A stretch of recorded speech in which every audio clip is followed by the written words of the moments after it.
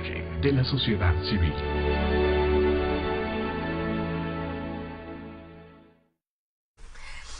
Muy buenos días, estamos en el programa La Intimidad de la Palabra.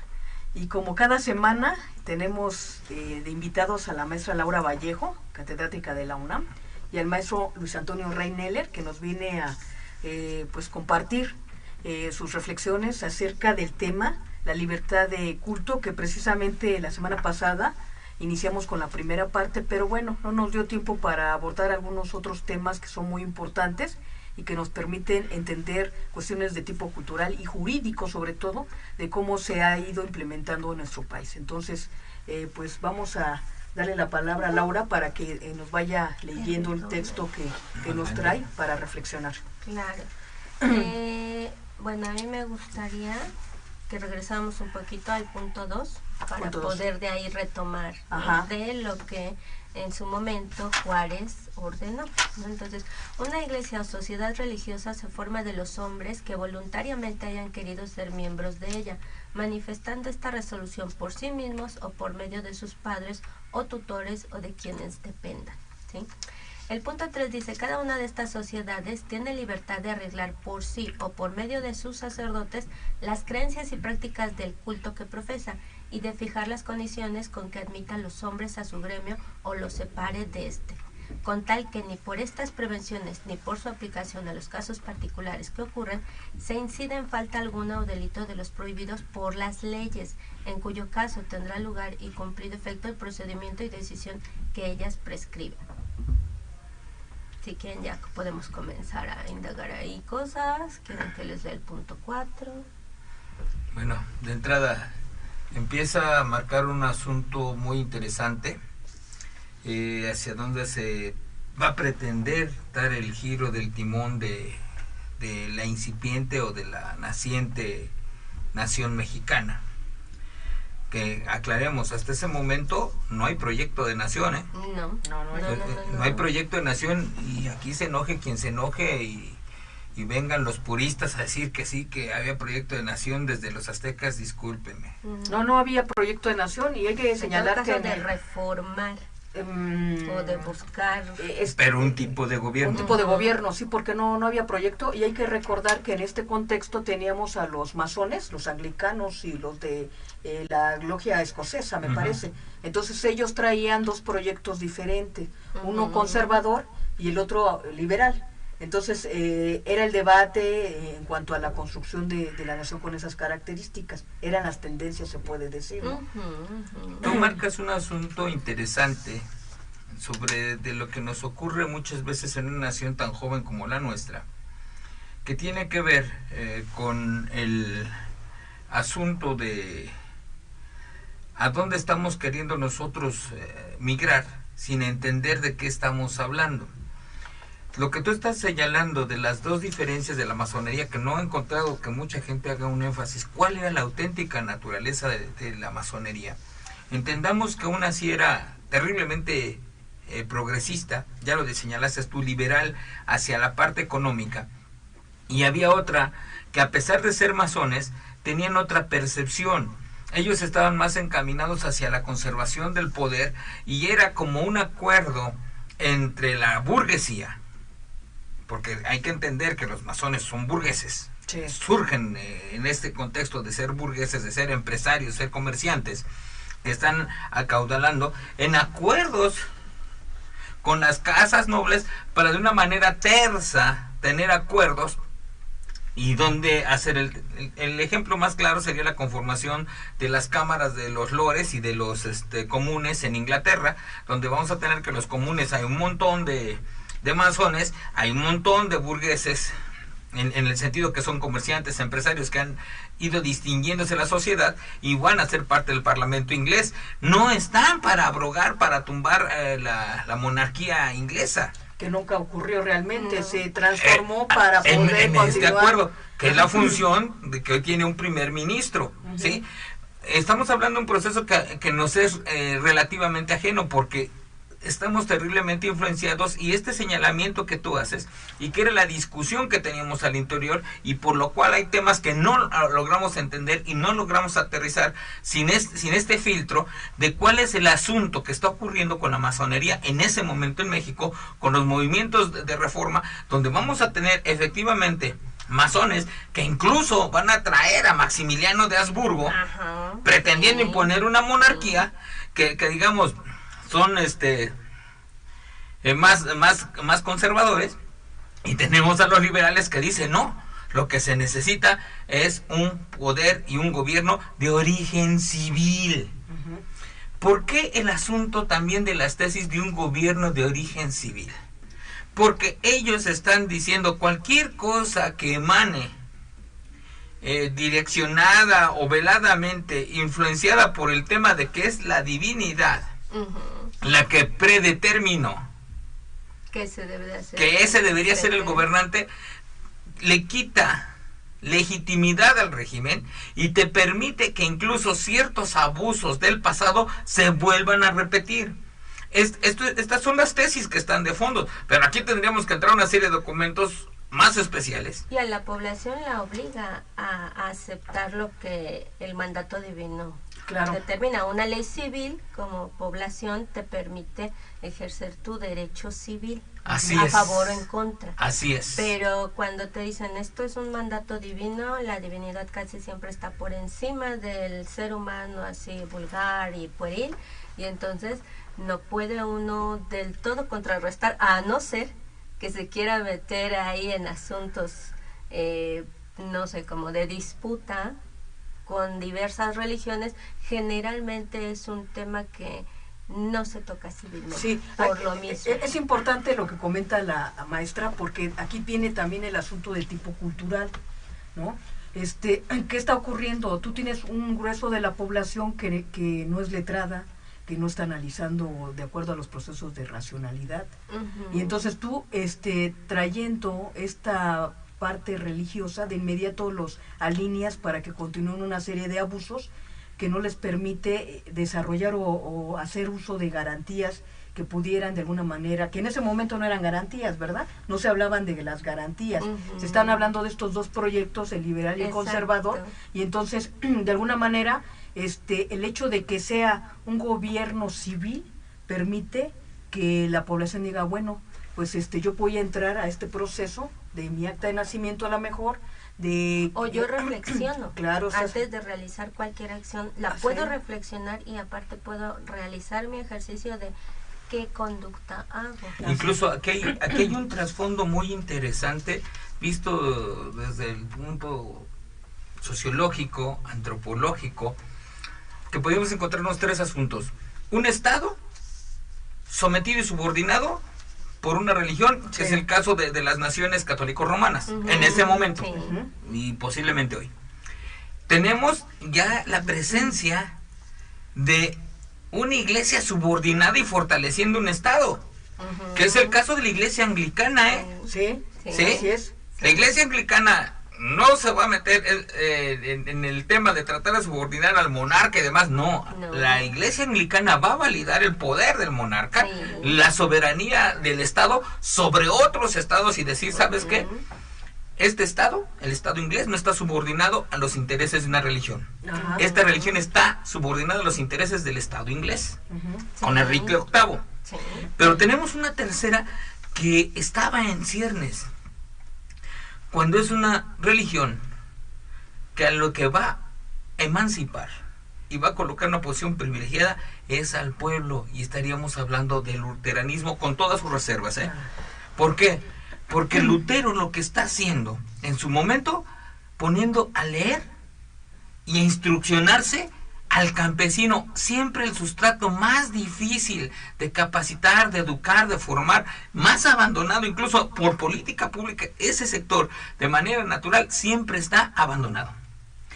Y Lutero los pone a discutir al campesino sobre la salvación, sobre qué es la salvación y sobre qué es la responsabilidad individual de cada quien llegar o no a esa salvación. Ahí están los medios, pero es tu responsabilidad ejercerlos, primero las cosas, ejercerlos y cumplir. Y entonces te quita del dogma, del pago de privilegios, de prebendas, corrupción de alguna manera, porque pues, la bula, pues es decir, ¿sabes qué, Dios?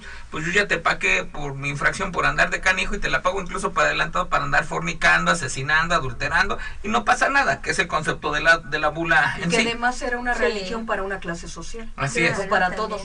¿No? O de explotación para el pueblo. Y de explotación para el pueblo, sometimiento y de promoción del miedo. Por eso cuando las clases más necesitadas o los exactos más pobres logran tener acceso a la Biblia, porque es, dicen desde lo que es la traducción directa del griego, creo que al alemán. La tesis de Lutero. La palabra en la lengua que el pueblo entienda. Así es. Se da todo un proceso de transformación muy interesante, que por eso se hablan incluso de los cismas, ¿no? Del cisma. Sí. Porque incluso se empiezan a ver movimientos sociales, la gente empieza a organizarse y empieza a haber situaciones pues de agresión, y ahí empieza la reflexión de Lutero, ¿no? Si efectivamente hizo bien o no, porque finalmente se estaban generando todos esos procesos. Pero también hay que tomar en cuenta que esto es una reacción en respuesta también a la presión, al abuso, a la corrupción, a todos los elementos que estaban viviendo esa gente, y que hoy pareciera que se les quita el miedo y reaccionan. Pero ¿no? Es que es por una razón. El pensamiento, mientras tú lo mantienes dentro de lo que diría Mabel Burín, en un techo de cristal, no hay forma de liberarse. Pero ¿qué es lo que hace Lutero cuando les da, otra vez, leer, libertad de expresión, libertad de organización, libertad de reunión, libertad de pensamiento? Se les empieza a dar esos elementos que de alguna manera son la libertad, elementos de la libertad esencial del hombre. Sí, pero también porque les da una estructura aparentemente diferente o renovada de incluso una religión de donde emana, que ya no era suficiente para ese estrato, que nunca ha sido suficiente para varios estratos, y aparte les da la oportunidad de una transformación de la lectura, pero a través de la reflexión y de la conducta, porque lo que tiene el Lutero y luego los que le continúan en esa dirección es que van a buscar fincar las conductas de lo que es el protestante que tenemos hoy en día. Y que es el protestante que te dice, ¿dónde te dice Dios que tienes que ser pobre, por ejemplo? ¿no? Así es. Y esa era una consigna, un vestigio de la religión católica que va para las masas. Sí. Entonces también ahí hay una diferencia, más que la lectura es el poder reflexionar, el poder acceder al libro divino, que parece que te decían, aquí está el libro divino, pero tú no lo puedes tomar. No, incluso en esa época estaba encadenado dentro de ciertos lugares y estaba prohibido que lo leía, solamente lo leía el sacerdote en determinados momentos, determinadas ocasiones. Y cuando querían que aún eso fuera incomprensible, pues te lo leen en latín, ¿no? Entonces, bueno, de ahí viene esta situación en la cual uno solo es reproductor oral de lo que ni entiende, ¿no? Incluso tú vas a los pueblos todavía hoy, maestra, y por ejemplo por la región de Tejupilco, las mujeres de la región cantan a sus muertos en latín. Sí. O sea, es increíble ver eso, porque tú bien lo comentas, puede ser que ni sepan qué están diciendo. Es pero, como cuando en el kinder cantas el himno nacional. Claro, ¿quién sabe qué cantas? Pero cantas. ¿No? Pero, o sea, ¿piensan que Macio Sar es un personaje? Pues no, yo ni quisiera entrar en ese asunto, porque yo creo que tengo también allá una dislexia de canto, entonces bueno, vete a saber qué cantaba. Pero me acordé de que de ahí viene, de esos latinejos, esta situación del santiamén, que se convirtió en un santiamén, terminó esto, y era santi y amén del latín. Pero en toda una oración. Entonces lo reducen a algo que es rapidito. Y además ahí mismo, en esta construcción de la nación y la religiosidad, los cantos a la guadalupana, o sea, hay un canto en donde dicen que ser guadalupano es ser mexicano. Entonces de ahí ya te estaban incorporando por completo a la religión católica. Exacto. Si tú no eras guadalupana, no eres mexicana. Y a la parte ciudadanía que se necesitaba.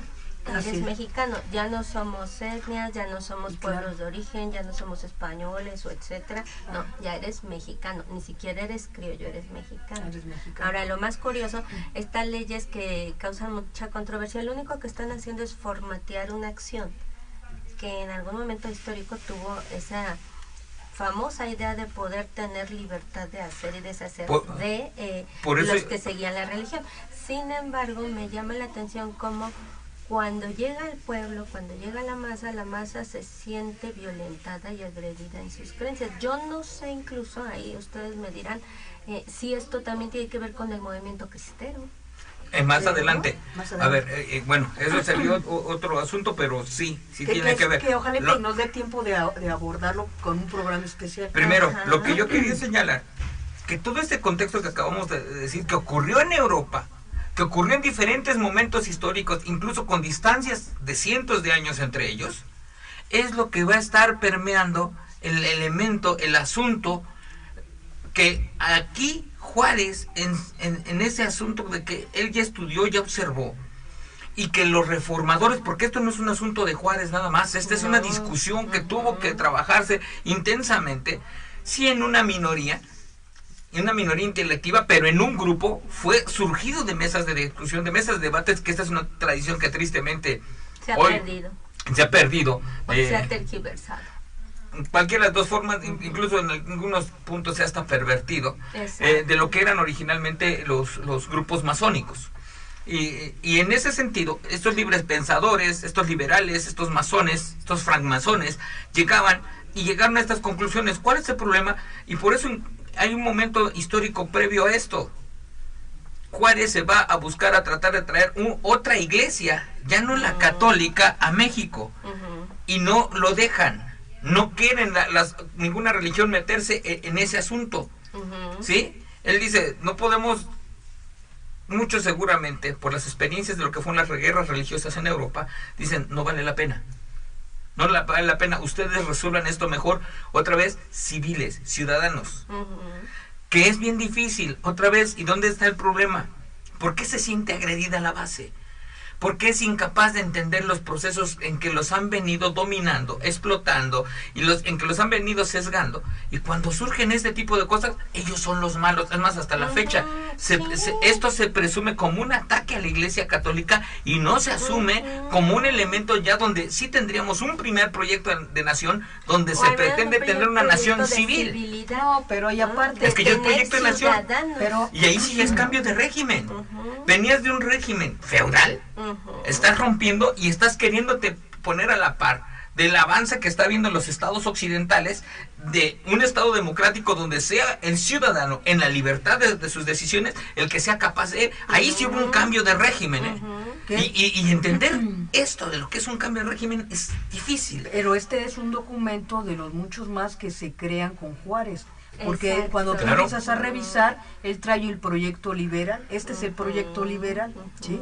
Y también hay que comentar que sí causa conmoción esto, porque realmente si te fijas es un documento que no lo vemos en la escuela, es un documento que se invisibiliza, no lo trabajamos para la parte histórica que se debería de revisar en la escuela, porque incluso te permitiría ampliar la cuestión de tolerancia, de los diferentes, de los diversos, porque los que, o sea, no me refiero sexualmente, me refiero a las percepciones, identidades religiosas que tú puedas tener. Pero es que volvemos al punto. O que no las puedan tener.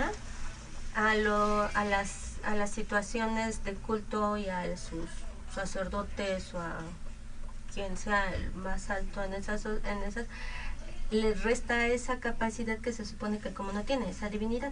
Si nosotros vemos estos documentos, si los pudiéramos checar, sea a nivel licenciatura, sea a nivel preparatorio, bachillerato, mínimo, ¿no?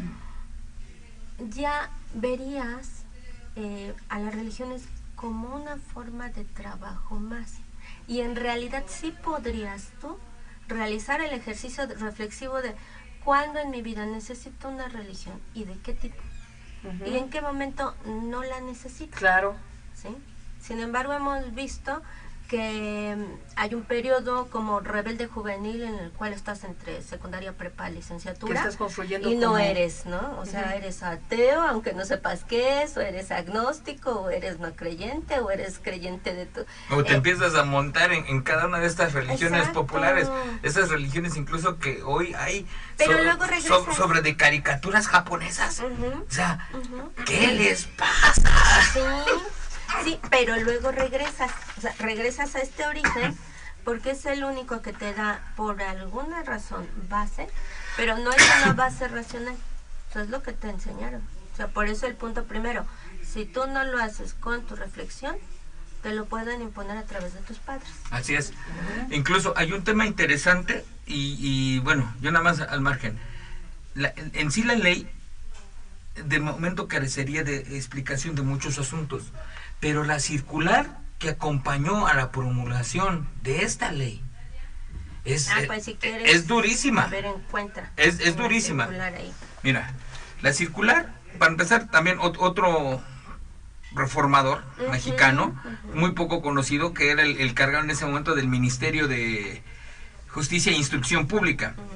Primero él señala de que ya hubo una revuelta. Para cuando esta se publica, para el 4 de diciembre de 1860, ya para eso está publicada el constituyente del 57, ya están las leyes de reforma, esta viene 3 años después, pero que a raíz de las leyes de reforma es cuando viene esta gran revuelta, esta guerra de reforma, desconociendo los temas, e incluso como lo dicen, un motín escandaloso y la guerra que produjo. ¿Y a quién señala? Dice, y más hondamente que nunca gracias al furor insano desplegado por los eternos enemigos, fíjate este término, de la democracia de México. ¿Cuál era el tema esencial, que incluso es un dogma de fe para los católicos romanos, hablar de la santa ignorancia? Y que entre más ignorante, más fácil es que te salves y demás. Hay un texto... Sí. Es que tenías que ser pobre de todo, ¿no? Sí, de todo. Sí. Y entonces, cuando está haciendo esto, que por eso insisto, el primer intento de proyecto de nación donde sí hay un cambio de régimen es con la reforma, no es con la independencia. Independencia solamente era separarnos de España. Sí, y que pudieran nuestros criollos asumirse como los responsables de como esta peninsulares, nación, de este país. Como los príncipes de esa era la intención inicial. Traen cosas de avanzada, sentimientos de la nación, pero nunca aterrizaron. Nunca aterrizaron en el proyecto. Sentimientos de la nación, bueno, es otro tema. Constitución y reforma, y fíjense lo que dice, y reforma inicuamente rechazadas serán una verdad hasta en el último atrincheramiento de los rebeldes. Entonces, está señalando de cómo se manipuló. O sea, la circular es más larga que las propias leyes, y trae cosas muy interesantes. Una de las partes que creo más sobresalientes es cuando están haciendo esta, digamos, yo diría, una primera definición de lo que es laicismo. La misma separación del Estado y la Iglesia conduce a declarar que si bien los hombres en quienes la nación ha depositado su poder y su fuerza tienen la misma libertad religiosa que todos los habitantes del país, no deben con todo eso y aún por causa de aquella libertad unir su representación oficial con el culto aceptable para su conciencia. Exacto. Él dice, ¿sabes qué, amigo? Tú eres feliz encuerándote, colgándote de los pies. Los muñequitos. Sí, usted dice, ese es tu asunto. Bien, es tu religión, es tu pero el Estado, y el Estado es otra tus cosa. deberes para con el Estado, y más en tu labor como funcionario público, no puede. ¿A qué se estaban refiriendo? Era de común que los que estaban en la administración pública, llegaba el párroco y le decía, oye, necesitamos construir tal edificio. Claro que sí. Claro que sí. ¡Pum! Por eso hasta el día de hoy es un problema. Hoy seguimos teniendo más templos, más iglesias que escuelas en este país. Todavía hoy, Hagamos nuestro templo, maestra. Porque al fin de cuentas, no, porque no nos dejan hacer de muñequitos. Porque a fin de cuentas, véalo incluso en la parte de los narcos. Ellos contribuyen apoyan, y en lo primero que apoyan es a esas iglesias de sus pueblos. Sí, ¿no? Y tenemos desde hace muchos años las norcalimosnas, Claro, pero pues son las nuevas bulas. ¿no? Sí. Son las nuevas, las bulas modernas. Claro, sí. Claro. No me preocupa tu situación moral, me preocupa el daño jurídico que te haces a tu persona, que le haces a la sociedad, que le haces a la comunidad. Tú te estás cayendo. Pero la iglesia está bonita. Y te estás cayendo. Y yo tengo beneficios. O sea, ahí es donde la parte del religioso que está a cargo se va también minando, se va tergiversando, y por eso hay quien dice, ¿cómo voy a creer en un ser que me están diciendo que tiene investidura divina y se comporta tan humano? ¿No? Como la aberración que acaba de hacer ayer el señor gobernador del estado de Morelos, ¿no? Que hizo la celebración de la Virgen de Guadalupe en las instalaciones del Palacio de Gobierno, o sea... Pero a ver, checa, ¿hay quién protesta? No puedes porque piénsalo, o sea, volvemos al punto, la masa te va a decir, está bien. Sí, pero la masa ignorante, la masa impensante, la masa, la masa ganado. Ha permitido reflexionar, ya tomar ese libro que le dicen que es divino, que es la Santa Biblia, y que puedes leer, no importa si la sigues o no, y empezar a reflexionar. Pero piénsalo por un momento, la estructura incluso todavía de lo que es las misas dominicales no te lo permite. O sea, tú no puedes parar a la mitad a quien esté diciendo la parábola o el salmo y decir, oiga, ¿y por qué tan? O sea, no puedes, no te dan el permiso de reflexionar. ¿Sí? O sea, lo más acercado ahorita que tienes aquí en México para reflexionar podrían ser los cristianos. Podrían.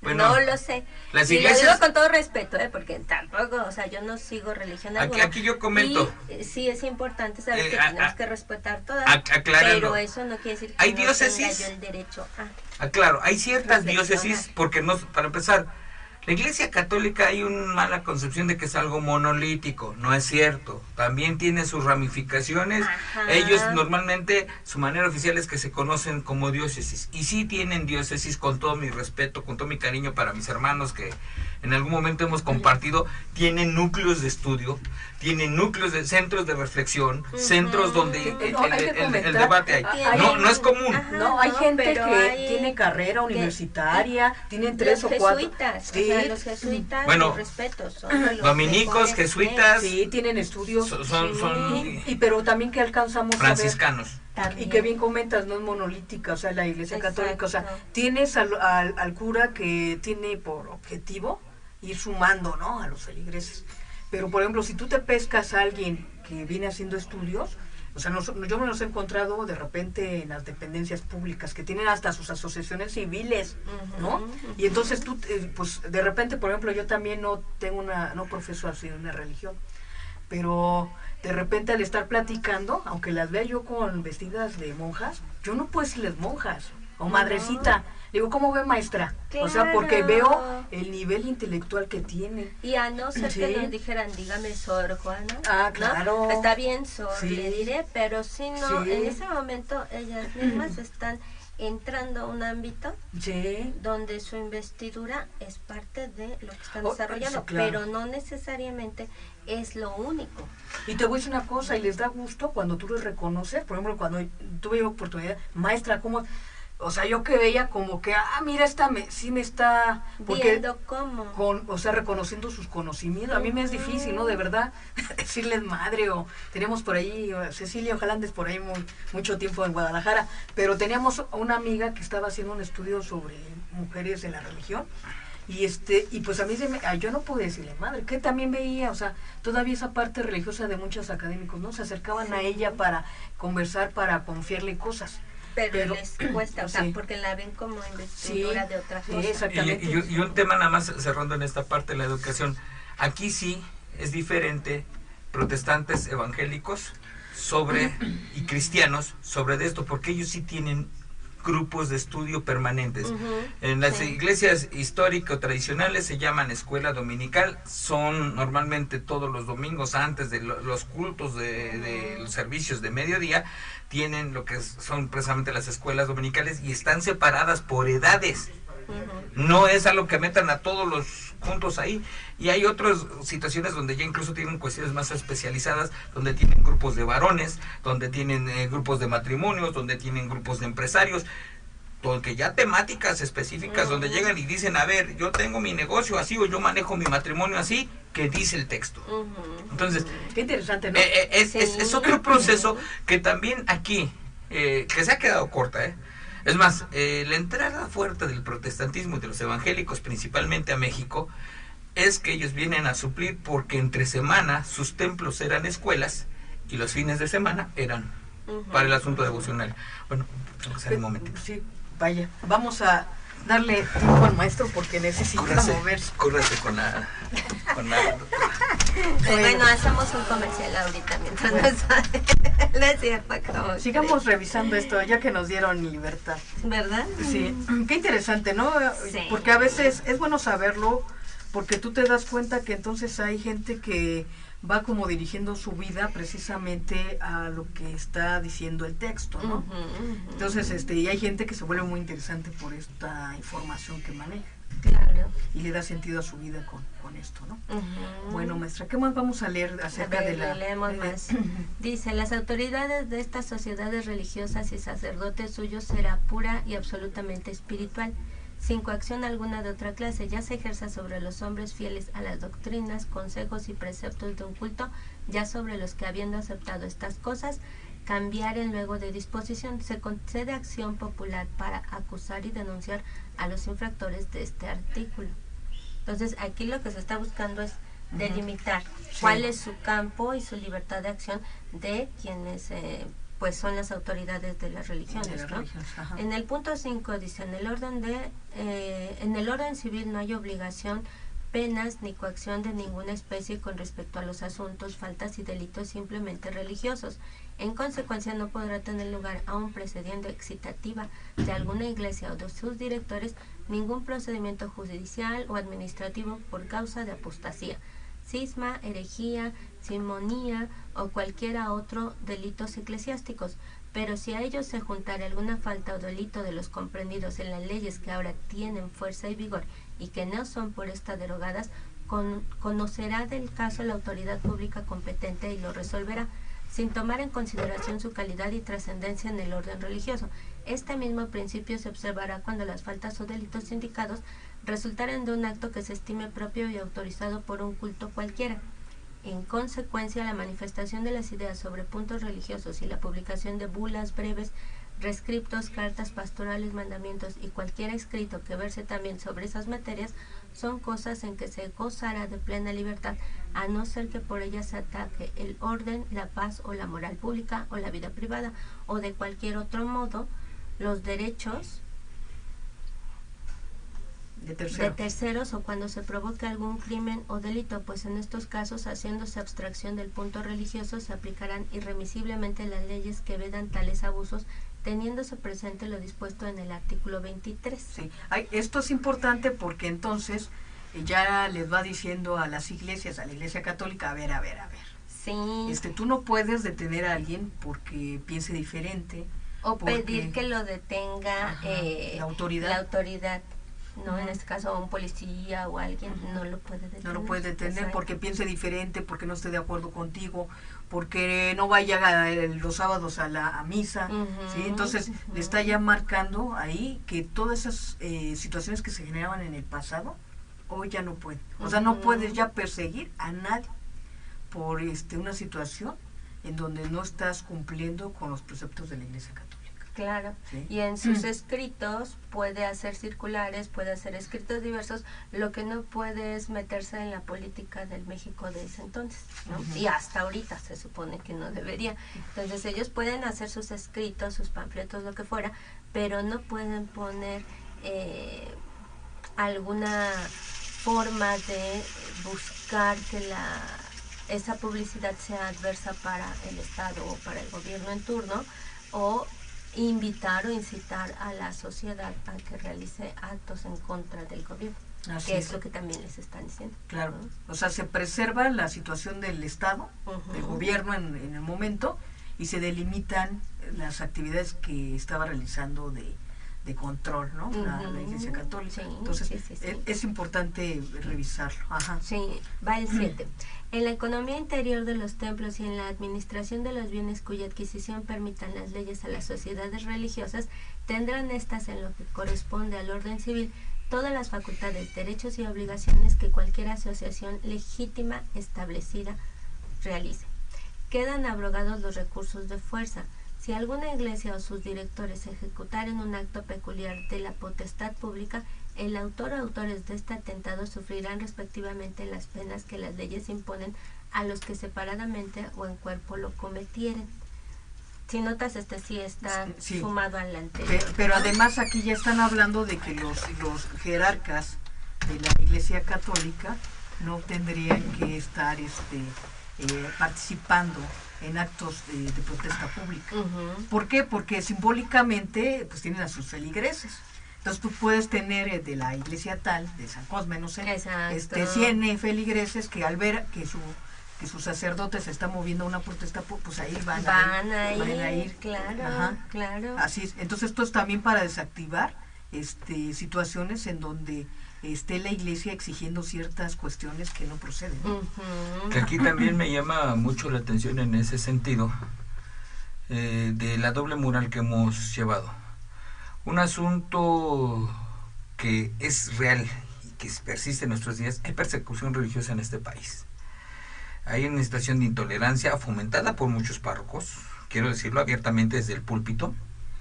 A mí me tocó un episodio, yo en alguna época de mi vida fui ministro de culto público. Yo tuve un enfrentamiento en un campo pastoral promovido directamente por el sacerdote de la región.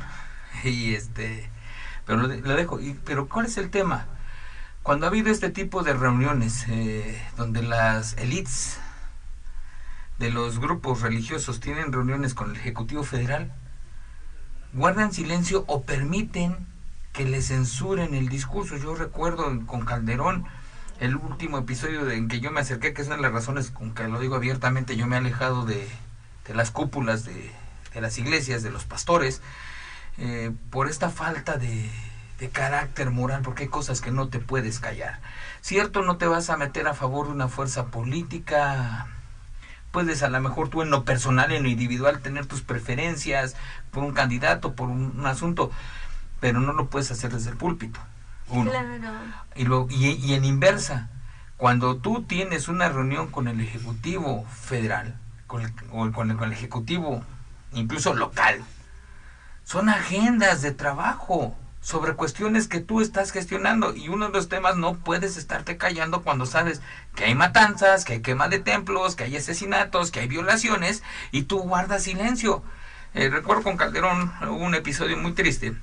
Se reunieron con los líderes de las iglesias evangélicas y le piden al pastor que estaba designado obispo de cierta iglesia, que por respeto me guardo nombre de ambos asuntos y señalo el evento, muchos sabrán de qué me estoy refiriendo, y le piden, antes de que el ministro haga uso de la palabra, le piden el discurso, y Gobernación se lo sanciona y le dice: tú no le puedes venir a decir al señor presidente esto. ¿Cómo no? Él es el Ejecutivo Federal, él es el responsable de velar por las garantías que están relacionadas con la libertad de culto. Y él es el primer responsable de permitir, porque además los templos hoy son instalaciones federales. Cualquier ataque y lo voy a señalar por varias cosas que están ocurriendo, cualquier ataque a una escuela de educación pública, a un templo, de la denominación que sea o de la religión que sea, que están dentro del régimen de asociaciones religiosas, conforme a la ley mexicana, es un ataque a instalaciones federales. Y el Ejecutivo tiene que dar la cara y resolver eso, y no decir: no voy a seguir fomentando un conflicto social, para excusarse de lo que es su primera obligación de ejercer, lo que ha estado en el espíritu de las leyes desde el constituyente del 17, el anexo que se hace de esta reforma en el 60, y que hoy en el 17 se volvió a considerar y está adentro, y que de una manera omisa me digan: no es así, y se salga por la tangente cuando lo que tiene que mandar es prender a quien está violando la ley, sancionarlo conforme a la ley, ejercer derecho, porque es el derecho también de los otros a ser diferentes, expresarse diferentes, organizarse diferentes, y esto no se está haciendo, y lo más triste es que muchas veces los mismos líderes prefieren guardar silencio por otras razones muy tristes, muy tristes. Bueno, yo aquí quiero comentar una situación. Yo creo que difícilmente, y ahí tendrías que capacitar a estos grupos religiosos, pues yo creo que en su pensamiento no gira en relación a la agenda ejecutiva. Ellos, yo creo que ni saben qué es eso. Y yo creo que tú lo has de saber, no lo saben. ¿Sí? Esa es una.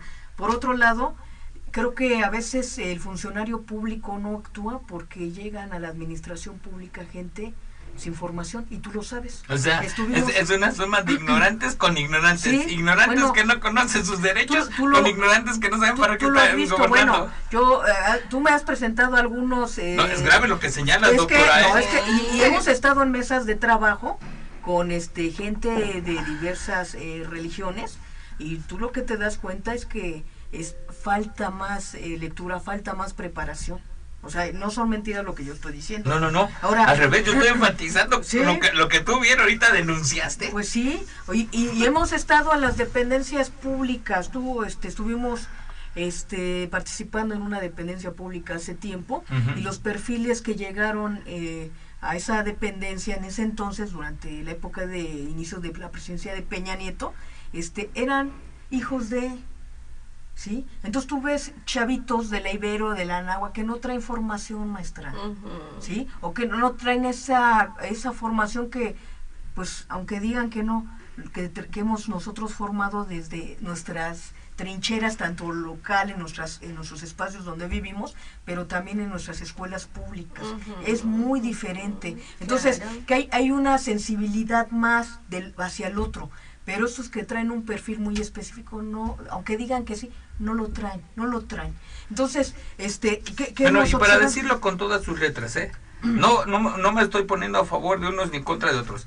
Escuchábamos en estos días gente que dice, la gente que está llegando en la actual administración. No. A ver, si vamos a comparar, yo recuerdo que en ciertas instituciones nos topamos, en el momento de estar haciendo gestión, que había una serie de chamacos que hasta estaban encerrados todo el día, pusieron incluso papel en las puertas de cristal, porque todo el día estaban jugando, bueno, ya no es Atari, son los jueguitos de... Sí, esos juegos de celular. De celular, sí, contando chistes, y ahí se la pasaban.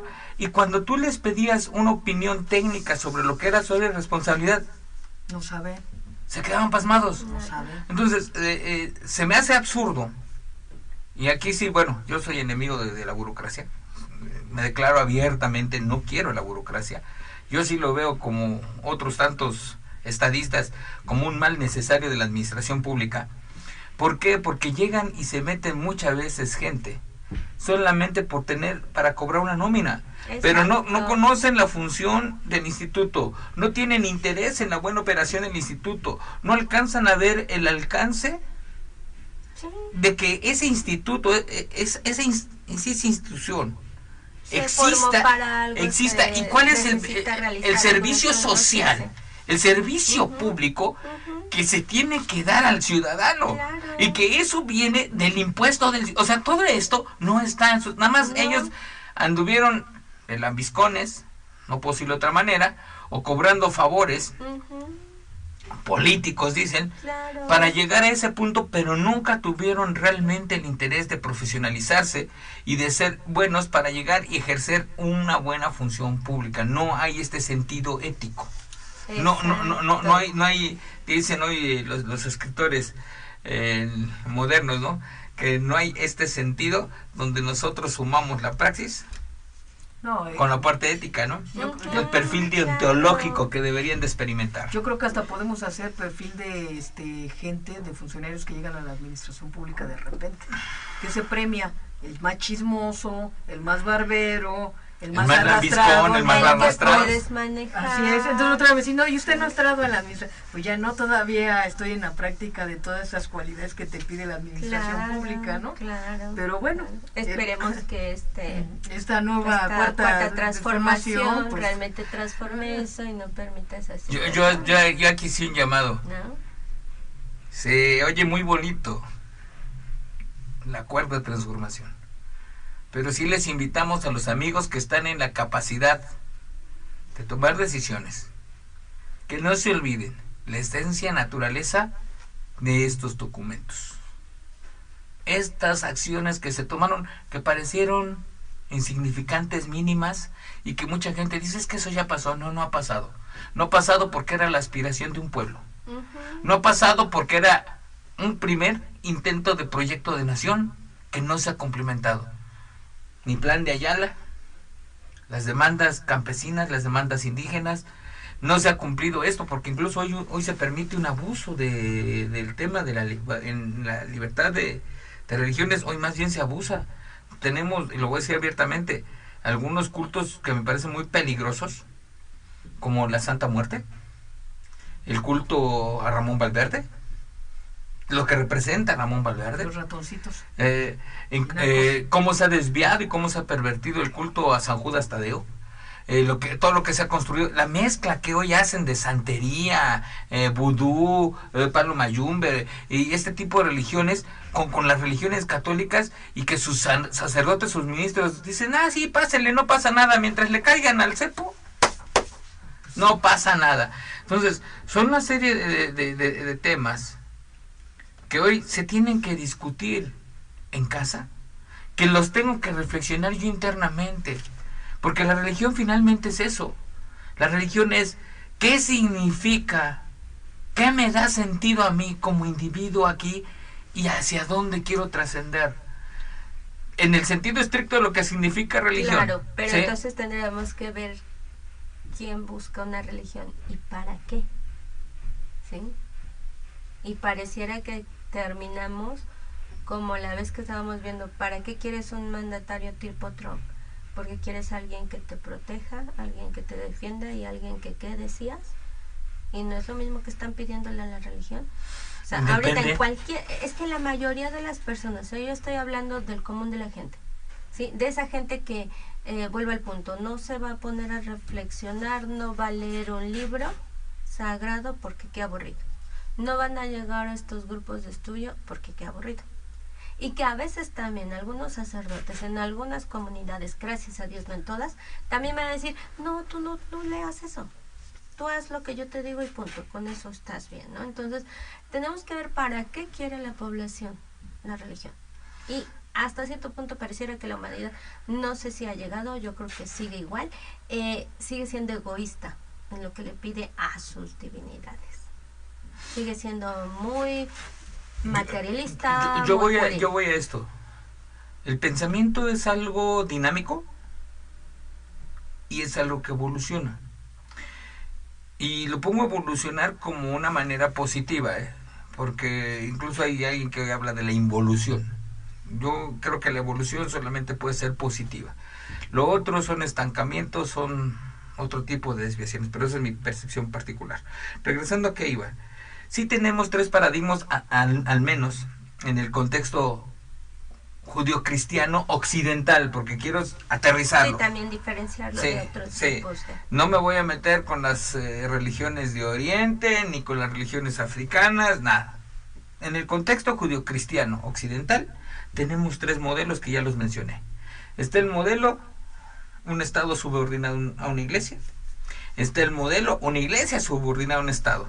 Y está el modelo de una iglesia que construye ciudadanos, que los hace responsables de sus actos. O sea, me voy a lo más delicado. El asunto de la salvación, el asunto de la vida eterna, el asunto de la trascendencia. Y es tu responsabilidad. Tú eres responsable de tus palabras, de tus pensamientos, de tus actos. Y yo creo que aquí es el asunto a dónde queremos realmente estar nosotros. Porque incluso a mí me da mucha risa que de repente hay ciertas religiones que piensan, o ciertos amigos que piensan que Dios es una caja despachadora de monedas. Porque llegan y dicen, si voy tantos días a la iglesia, si doy mis diezmos, si doy mi ofrenda, o como ellos le llamen, y le doy tanto a los pobres, Dios hoy tiene la obligación de bendecirme. Podremos hacer. A mí me encantaría que se quedaran hasta ahí, pero es como cuando vas a la iglesia y ves los milagritos, ¿sí? Cuando ves esta situación que acaba de pasar en el 12 de diciembre, que dices, bueno, esa incluso a lo que a nivel común se llama fe, que yo no sé si de veras se puede llamar fe. No sé. O sea, es un acto de sacrificio, ¿no? Me puedo ir de rodillas, me puedo ir cargando alguna una imagen, alguna efigie hecha en algún material, pero lo más importante no es solo la forma de tribulación que va a hacer una persona, sino que yo en eso estoy encapsulando que me va a cumplir lo que yo pida. Entonces, a mí me parece más bien que a veces creo que se concibe a las divinidades, a los santos, a las vírgenes, etcétera, como si fueran el genio de la lámpara de la vida. Es eso. Aquí hay un asunto, yo creo que podríamos observar incluso que hay una tipología, se podría construir una tipología de las expectativas que diversos grupos tienen respecto a sus propias iglesias, divinidades. Y yo creo que sí tendríamos que regresar a revisar el texto que ahorita nos vienes leyendo, maestra, porque curiosamente pareciera que está acotando, se está acotando de repente esas prácticas abusivas que tenía en ese entonces la iglesia. Y que hay iglesias que hoy las tienen, ¿no? Todavía. Es que es como el Valverde. Aquí en el 8 entra, cesa el derecho de asilo en los templos y se podrá y deberá emplear la fuerza que se estime necesaria para aprender y sacar de ellos a los reos declarados o presuntos con arreglo a las leyes, sin que en esta calificación pueda tener intervención la autoridad eclesiástica. O sea que iban y se metían y ahí los mantenían y ya tenían influencia con... Es otra costumbre que viene desde el medievo. Sí, exacto. Tú cuando eras perseguido por la autoridad monárquica en ese momento, tú llegabas y pedías asilo a las iglesias y no te podían tocar, Exacto. Cualquiera que fueran los cargos. En este caso sí entra ahora sí que la autoridad para sacar tiene facultades aquí en México. Por ejemplo, pero me llama la atención los norteamericanos. Por ejemplo, así es, los norteamericanos, por ejemplo, me llama a mí la atención, que a lo mejor tú sabes un poco más de esto, que de repente dicen, tenían a fulana de tal que la querían extraditar y está en tal iglesia. Entonces yo no sé ahí cómo bueno, ahí es muy más complejo y sí sería muy interesante un programa. Nada más menciono rápidamente. Ellos tienen una serie de enmiendas a la Constitución de los Estados Unidos. Allá se llaman enmiendas, no son como aquí reformas, no, allá son enmiendas. Y estas enmiendas han avanzado a consagrar ciertas cosas que fueron abusos o son abusos y tratan de proteger, ¿no? Por ejemplo, la libertad de prensa, que está asociada con la libertad de publicar, de periodismo, y está y también te permite incluso proteger a la fuente. Tú puedes incluso decir, está pasando esto en tu prensa, y no estás obligado a decir quién es tu fuente. ¿Sí? Esa secrecía persiste y está protegida por esta enmienda. Ningún juez, salvo en casos muy... no permitir. Y esto también, pero allá en lo que tú preguntas, para ellos también todavía persiste en una de las enmiendas este asunto en un tema que tiene que ver con libertad de conciencia. Libertad de conciencia. Sí. Allá hay libertad de conciencia. Sí, es lo que, por ejemplo, Mohamed Ali, en su momento, Cassius Clay, su nombre antes de, él encuentra esta argucia para no ir, porque él no estaba de acuerdo con la guerra de Corea, de Corea o de Vietnam, con las dos, y él no quiere ir, y entonces él en ese momento se asume como musulmán y la dice, religión le permite eximirse de... Y es lo que ocurre también cuando ciertas iglesias, ciertos templos logran proteger a los migrantes. Y nota que eso sí es explotado por la filmografía mexicana, porque si te sacan a Chucho el Roto, si te sacan a otros tantos elementos y personajes no del todo gratos que se van y se refugian en las iglesias, y el sacerdote, como tiene una investidura que uno respeta aunque no conozca, no les prohíbe el paso, o sea, no puedes entrar, ¿no?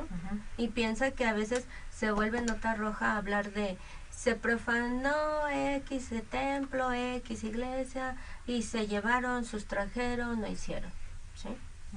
Entonces, el hablar de la palabra profanación ya es un una forma acentuada de delito, ¿no? Aunque no sea del orden civil.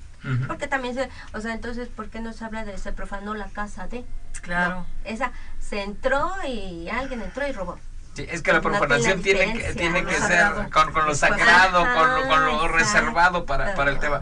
Y regresando al punto comercial, si hay religiones que desde su construcción doctrinal traen un énfasis ya social. La forma en que construye cada religión su aparato teológico tiene ciertas condicionantes. Yo personalmente, la religión en la cual me quedé a militar, porque yo no nací en esa religión, yo me convertí a la edad de 18 años y fui confesante y militante de esa. Hoy solamente soy confesante de ese asunto. Trae un alto contenido social. Es más, lo he comentado, muchos de los que se han forjado en esta por el contenido doctrinario que tiene, la forma en que construye teología, y ahí nos vamos a topar quienes busquen curiosear cuál es el origen del 1 de mayo de los mártires de Chicago. Ahí se van a encontrar con algo interesante. Con muchas de las promotoras del sufragismo, del voto en Inglaterra y en Estados Unidos, también se van a topar con algo interesante. Si ven el momento de Otilio Montaño, cuál es su formación, se van a topar con sus reservas, se van a topar con cosas muy interesantes, porque están formados dentro de esta mentalidad, de esta religión, que sí tiene un adoctrinamiento para quien quiere hacerlo, porque no es impositivo, que esto es uno de los altos riesgos, cuando de repente lo dejas al libre albedrío, en términos religiosos, a la libre decisión de las personas de formarse o no formarse. Pero aquí encontraríamos que hay una resistencia cultural, y lo digo abiertamente, una resistencia cultural del pueblo nuestro, de formarse, de educarse, de debatir. Incluso por ahí existe el mito que política, fútbol y religión no debes discutir porque nadie se puede acuerdo. No es que te pongas de acuerdo. Es que no tienes el conocimiento, no tienes el valor y no tienes el asunto de reflexionar el tema. Es más, yo diría, ¿qué me encuentro hoy en el gobierno de Morelos? Pues la simbiosis entre el sincretismo, que es el epíteto de la ignorancia del mexicano, que es este sincretismo entre fútbol y religión popular. Pero sirve. Y sirve para los fines, imagino yo, del gobernador en este momento. Ahora, yo cuestionaría el asunto sirve. Yo incluso lo diría, es un elemento de manipulación. No sirve. Sirve cuando estamos hablando que construyes estructuras sociales, cuando logras que una sociedad sea progresista. Yo por eso dije para los fines del gobernador. No dije más. ¿Sí?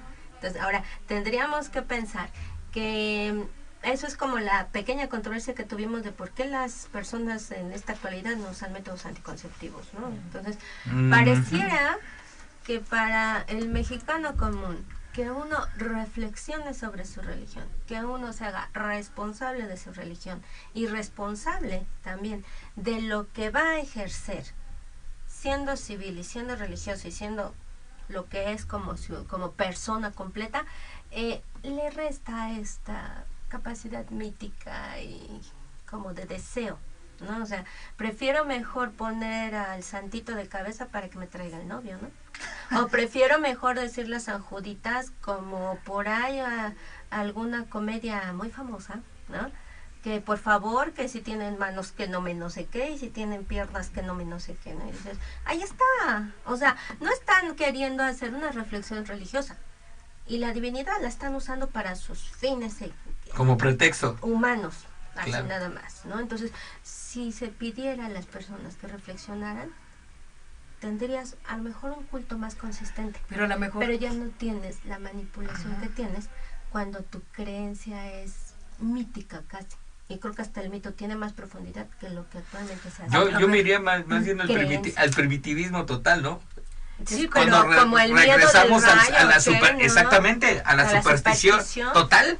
Sí. Total, de lo que te estás planteando, maestra. Sí. Es que fíjate que es supersticioso. Sí, o sea, mira, aquí hay un asunto interesante que ayer estábamos platicando. A ver, ¿a qué se debe? Y quizás viene un poco a colación esto. Y yo creo que tú tienes más herramientas porque eres psicóloga. ¿A qué se debe de repente que hay un perfil de mexicanos que les reencantan las películas de sustos, ¿no? Todas esas películas que son de terror, sí. ¿no? Matanza por matanza. Sí, las disfrutan. Sí. Y de repente cuando, por ejemplo, muere alguien en la familia, pues no llevan el procedimiento. No. O sea, pareciera que la realidad la evaden. Es más, acercarse al hospital, acercarse al servicio funerario, acercarse al asunto del sepelio, los aterra, los apanica, los paraliza, ¿eh? Entonces, ¿y no ves que hacen la misma actitud que cuando te acercas a un sacerdote o a una mujer con investidura de monja? O sea, también empiezas a tener tus reservas y dices, ¿y aquí cómo hablo? Uh-huh. Y yo luego pienso, por ejemplo, y comentabas tú, hay incluso pareciera que no queremos, o no sé si en general, tendríamos que hacer ahí los estudios, ¿no? Porque hay mucha diversidad, pero el compromiso, o sea, yo veo dentro de la construcción de mi realidad, ¿sí? Tengo que, una cosa lo que creo y otra cosa lo que se tiene que hacer. Uh-huh. Y pareciera que me gusta transitar en el rollo de lo que yo creo. Porque no hago lo que tengo que hacer. Sí. Y vivo con esa situación. Y por eso mismo también estoy pidiendo a Dios, porque quiero que me haga realidad mis creencias, mis anhelos. Que si no estoy actuando, si no estoy haciendo lo que a mí me toca hacer, pues nunca lo voy a llegar a alcanzar. Pero cuando lo llegas a alcanzar, no lo alcanzas por tus fines. O sea, piensa que incluso ahí la forma en la cual el proceso mental de la mayoría de las personas es gracias. Ahora, volvemos al punto, o sea, puede haber escuelas dominicales, puede haber sacerdotes que quieren hacer su trabajo, pero ¿cuántos llegamos a ellas? ¿No? Son ¿y cuántos pocos? Nos malformamos, y perdone, con los programitas de las televisoras? No. ¿Cuántos nos malformamos con las novelas hechas de santos? O con las películas hechas de santos. No, y yo he escuchado hoy programas. Ahí hay supersticiones. Programas en la televisión porque abierta. Por eso, aunque lo lograras, ajá, no eres capaz de darte cuenta que lo lograste porque hiciste una acción continua. Por eso yo siento. ¡Wow! El milagro. Por eso es mejor eso. O sea, es como una situación de endorfina, tipo droga aquí, y ¡wow! ¡Qué padre! ¿no? Entonces es igual que cuando tienes muchos días de no comer y que también hacen otros grupos hermosos, queridos, que toman una parte de la religión y que ustedes saben, como dicen el libro, ustedes saben de quiénes hablo, que te llevan a la inanición, ¿sí? Entonces, claro, que vas a creer que ves a Dios o que ves a marcianos y lo que sea, pero en eso está basado su programa para buscar activar, ¿sí? Y hay a quien sí le funciona. No, pero yo no incluso, estoy diciendo que sean buenos ni malos. Y yo incluso volvemos a usar la voy a dar y la manipulación. Una versión diferente, y yo lo aprendí esto con los hermanos menonitas. Ellos llegan a tener ayuno, pero no es con este ayuno de tener estas experiencias místicas, ¿no? ¿Qué me encontré yo? A lo mejor ellos sí lo predican así, pero ¿qué observé yo el par de veces que conviví con ellos? Fíjate que ellos dicen, vimos que hay tal comunidad o tal familia que tiene carencia de. Vamos nosotros hoy a hacer ayuno, vamos a agradecer a Dios por lo que tenemos, pero lo que hoy iba a ser nuestro consumo. Entonces, varias cosas que a mí me maravillaron de ellos, de estas familias con que conviví. Primero, no le están dando lo que les sobra. Se están quitando de lo suyo, están reservándolo para darle a aquel que por lo que sea, no están preguntando si por flojo, por ignorante, por la suerte o porque Dios no lo quiso bendecir. No tiene. Ellos están observando, tiene necesidad. Entonces, y en ese sentido a mí me llamaba mucho la atención de cómo iban ellos paulatinamente educando a compartir, a dar. Ellos, otro de los temas, ellos trabajan y si va bien la cosecha, dan gracias a Dios. Y si no hubo cosecha por lo que guste su mande, dan gracias a Dios, claro. Porque ellos dicen, nosotros hacemos la parte que nos toca, con responsabilidad, sembramos, cultivamos, estamos al pendiente de lo que tenemos que hacer. Exacto. Una frase que se me quedó muy grabada: el fruto no es nuestro. El fruto viene, y ese sí es misticismo. Por eso habría que analizar. Yo tengo 40 años de militancia y me he acercado a todos los grupos y he tratado de aprender y observar lo mejor de cada grupo. He observado también sus errores. Somos humanos. La religión es un producto más humano que divino.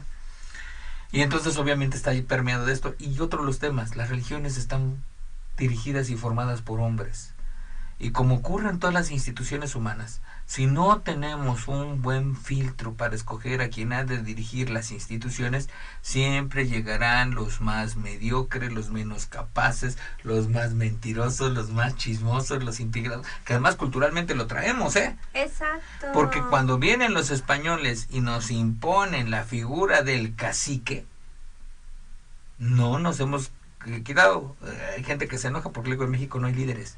Tenemos caciques medianamente caudillos, pero líderes no tenemos. No tenemos.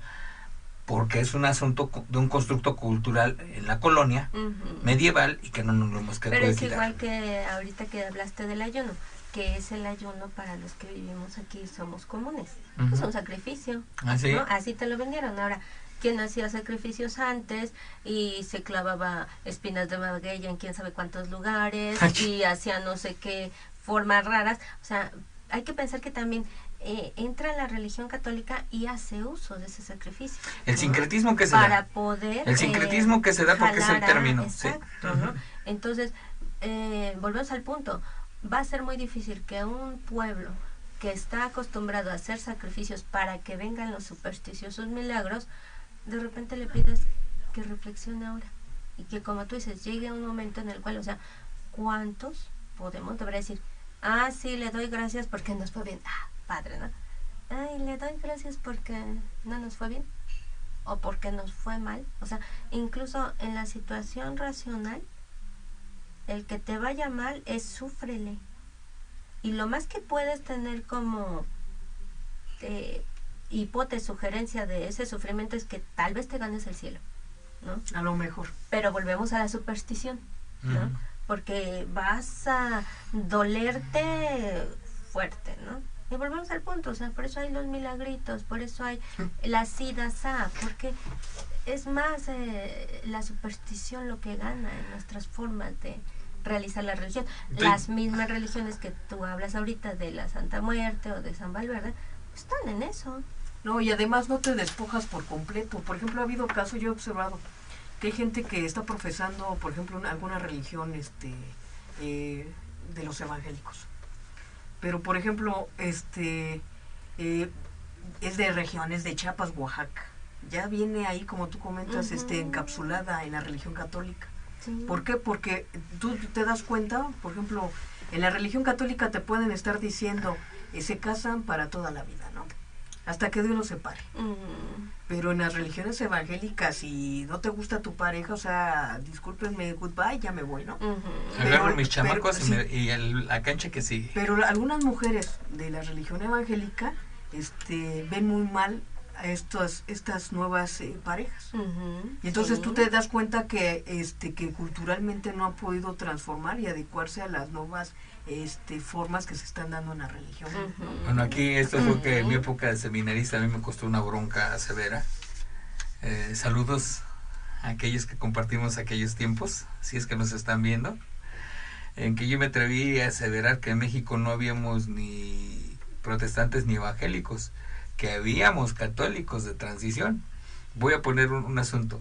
Una de las críticas fuertes del protestantismo es la infalibilidad papal. Ya el protestantismo avanzado, no el protestantismo de Lutero, ya más, incluso ni de Calvino, sino ya más avanzado, los teólogos que surgen del protestantismo dicen la infalibilidad papal pues, es una aberración. Eso que habla en nombre de Dios, el concepto de escátedra dice no puede ser. Pero lo hemos convertido peor aquí en México y en Centroamérica y en Sudamérica. Hoy tenemos la infalibilidad pastoral. Y incluso hoy tengo pues amigos o conocidos y algunos botarates que resulta que hoy son apóstoles o son arcángeles o son profetas, y así como que ¿qué les pasa? ¿No? O sea, distorsionan. Y tienen sus seguidores, ¿no? Sí, y fuertes, ¿eh? Son iglesias muy poderosas en cuanto al número y la capacidad económica. Tenemos iglesias que incluso al revés atentan contra algunos principios básicos de lo que es el evangelio y lo que son las tesis cristianas, pero pues ahí están y curiosamente son las más poderosas. Me llama mucho la atención, fíjate y esto está ocurriendo desde hace varios años en Chiapas. Iglesias que yo conocí y con los que platiqué, estoy hablando del año 1993, 94, que dejaron de ser católicos, pero en realidad como una medida de reacción al sistema, y se volvieron evangélicos. No tenían ni idea de la doctrina, ni del énfasis de las doctrinas, ¿sí? Pero ellos ya eran evangélicos. Lo único que habían quitado de sus altares eran los santos. Los santos. Sí. Medio tenían estudios porque tú no puedes estudiar el texto si no tienes a alguien que se ha preparado para hacer lo que se llama exégesis del texto. Pero bueno, andaban en ese tema. Y hoy esos que conocía ya en el 94, resulta que hoy han estado abriendo mezquitas en Chiapas. Son musulmanes, y platicando con uno de ellos, no digo el nombre por obvias razones, pero un saludo si me estás viendo, con todo cariño, con todo respeto. No pretendo, ¿Estás viendo semipúblico? No pretendo de ninguna manera hacerte ningún daño, pero cuando yo le pregunto, oye, ¿por qué este cambio? Claro. Y la respuesta que me dio es que sí es una religión verdadera, porque sí sabe cuál es el del lugar de la mujer estar sometida al hombre. ¿Qué? Así me lo dijo, O sea, piénsalo, y ahí ya te está diciendo todo. ¿Sí? O sea, es buenísimo. Esa es la estructura que le da a él seguridad. Sí, entonces, este asunto, vuelvo a insistir, me parece muy delicado. Pero es una cuestión igual, regresamos, de tipo cultural. O sea, tú puedes tener sometida a una mujer. No, por eso lo he dicho. Ideológicamente, y bueno, desde la construcción de la religión, ¿sí? O sea, una mujer que deja de lado la religión y que va trabajando la parte racional, pues no es modosita, no atiende al otro, ¿no? Hasta que no vuelve a necesitar la religión.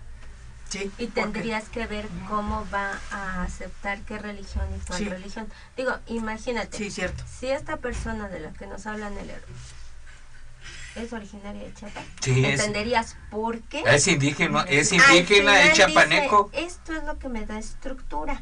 Es más, se me escapa su grupo. Esto es lo que me da estructura, ¿sí? Ahora, si la chica de la que tú hablas sale de ahí y regresa ahí, ¿qué posibilidades tiene de que diga, pues creo que también me da estructura lo que tú dices de la mezquita? O sea, tendrías que tener una mujer que, como la mayoría, o sea, si salgo y si me caigo, aunque haya una separación de me levanto y sé que es por mis acciones, aún así tienes una divinidad, no importa cuál fuera, ¿sí? Pero siempre y cuando tu caída no sea, como dicen en algunos grupos, hasta tocar fondo, ¿sí? O sea, si tú no tocas fondo, y aún tocando fondo tienes que ver qué te rescata. Porque ahí volvemos también a, independientemente de que sean hombres o mujeres, en una situación de gravedad, de amenaza a tu vida, cualquiera va a recurrir a una divinidad. Y aquella que le haga efectivo el milagro es con donde va a estar. Sí, es complicado, sí, porque claro. Y entonces, ¿qué hacemos con la ley de libertad de cultos? La ley de libertad de cultos solo está enmarcando que aquellos que realicen su culto lo tienen que realizar en sus espacios, y que aquello que sale fuera de sus espacios tienen que avisarlo al Estado, ¿sí? Que aquello que esté entrando del Estado a sus espacios y que no tienen injerencia en sus cultos, tienen derecho el Estado a entrar para llevárselos, ¿no? En resumidas cuentas, claro está. Pero si quieres sigo leyendo mejor. Dice, el juramento y sus retrataciones no son de la incumbencia de las leyes, se declaran válidos y consistentes todos los derechos, obligaciones y penas legales, sin necesidad de considerar el juramento a veces conexo con los actos del orden civil. Cesa por consiguiente la obligación legal de jurar la observancia de la Constitución, el buen desempeño de los cargos públicos y de diversas profesiones antes de entrar al ejercicio de ellas. Del mismo modo, cesa la obligación legal de jurar ciertas y determinadas manifestaciones ante los agentes del fisco y las confesiones, testimonios, dictámenes de peritos y cualquier otra declaración y aseveración que se hagan dentro o fuera de los tribunales. En todos estos casos y en cualquier otro en que las leyes mandaban hacer juramento será reemplazado. ¿Sí? Ah, ya me pasa.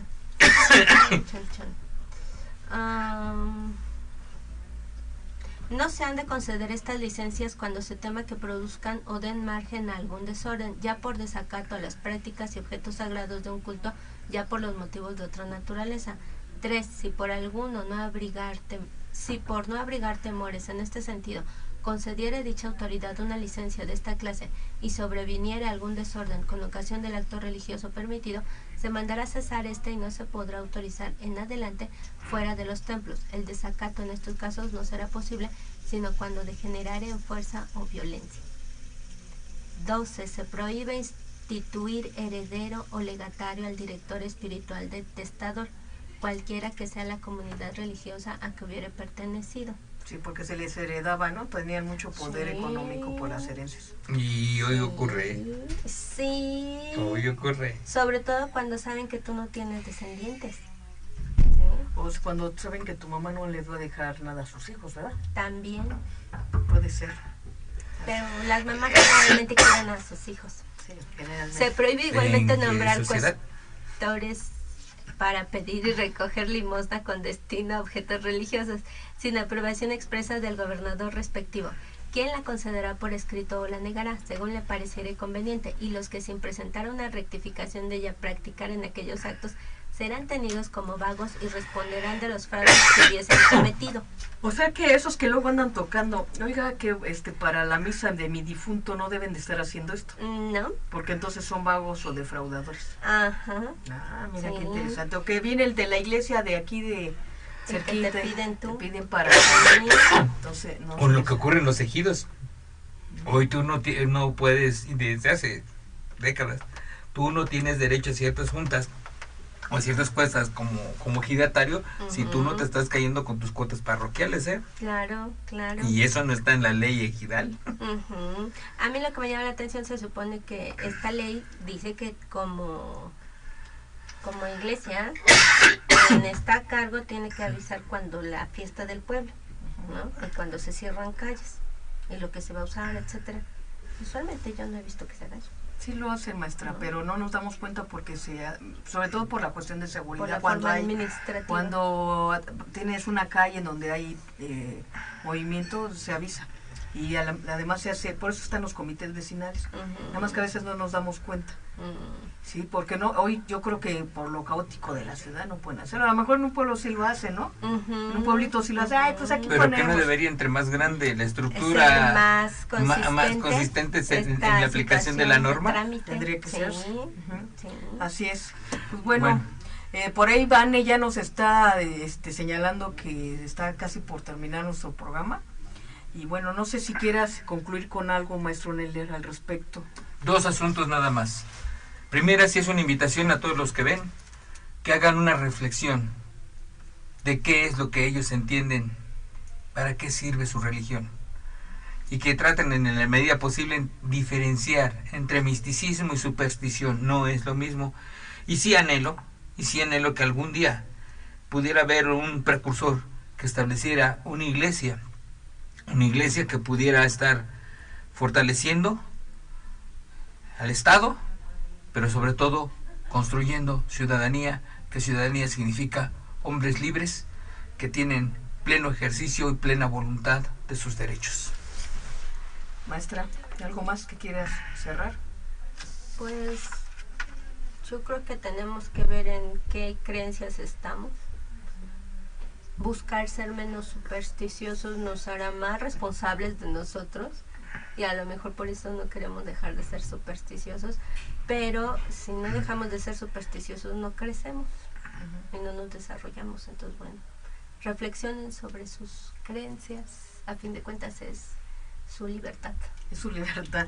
Bueno, pues les agradecemos a Antonio Neller y a la maestra Laura Vallejo, a Vane, que nos está acompañando allá en la cabina, a Roberto Villaseñor, que nos presta el espacio para poder reflexionar sobre diversos temas que nos inquietan, y los invitamos a que sigan revisando este texto de la Ley de Libertad de Culto, que es muy importante y muy interesante. Y su anexo. Y su anexo, que nos permite reflexionar sobre incluso en nuestro quehacer, ¿no? ¿Qué estamos haciendo en relación a nuestras propias creencias? Y bueno, soy Marcela Torres y los invito para que la próxima semana pues nos acompañen. Muchas gracias y estamos aquí en Canal Patria. Gracias. Saludos.